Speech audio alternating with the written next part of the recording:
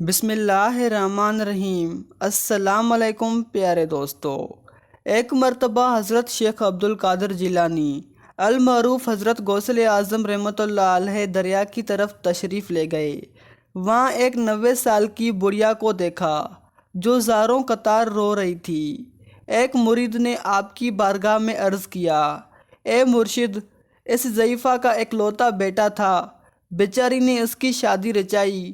دولہا نکاح کر کے دلہن کو اسی دریا میں کشتی کے ذریعے اپنے گھر لا رہا تھا کہ کشتی الٹ گئی اور دولہا دلہن سمیت ساری بارات ڈوب گئی۔ اس واقعے کو آج 12 سال گزر چکے ہیں، مگر ماں کا جگر ہے، بیچاری کا غم جاتا نہیں ہے۔ یہ روزانہ دریا پر آتی ہے اور بارات کو نہ پا کر رو دھو کر واپس چلی جاتی ہے۔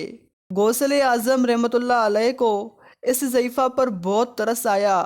آپ نے اللہ کی بارگاہ میں ہاتھ اٹھا دیے۔ چند منٹ تک ظہور نہ ہوا، یعنی کوئی کشتی یا کوئی سواری یا کوئی ڈوبا ہوا شخص نمودار نہ ہوا تو آپ بےتاب ہو کر بارگاہ الہی میں عرض گزار ہوئے، اے مالک و مولا، اس قدر تاخیر کی کیا وجہ ہے؟ ارشاد ہوا، اے میرے بندے، یہ تاخیر خلاف تقدیر نہیں ہے۔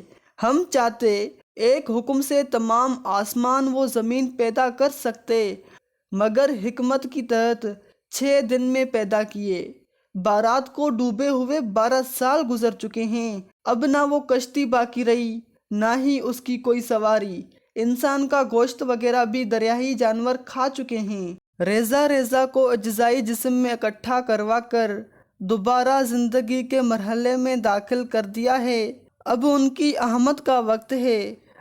ابھی یہ کلام اختتام تک نہیں پہنچا تھا کہ وہ کشتی اپنے تمام تر ساز و سامان کے ساتھ اور دولہا دلہن اور بارات کے ساتھ سطح آب پر نمودار ہو گئی۔ تمام بھارتی شیخ عبد القادر جیلانی رحمۃ اللہ علیہ سے دعائیں لے کر خوشی خوشی اپنے گھر پہنچے۔ اس کرامت کو سن کر بے شمار کفار آ کر حضور غوث اعظم رحمۃ اللہ علیہ کے دستے مبارک پر اسلام قبول کیا۔ حضرت شیخ عبد القادر جیلانی رحمۃ اللہ علیہ کی یہ کرامت اس قدر ثبوت کے ساتھ بیان کی گئی ہے کہ صدیاں گزر جانے کے باوجود برِ صغیر اور ہند کے گوشے گوشے میں اس کی گونج سنائی دیتی ہے۔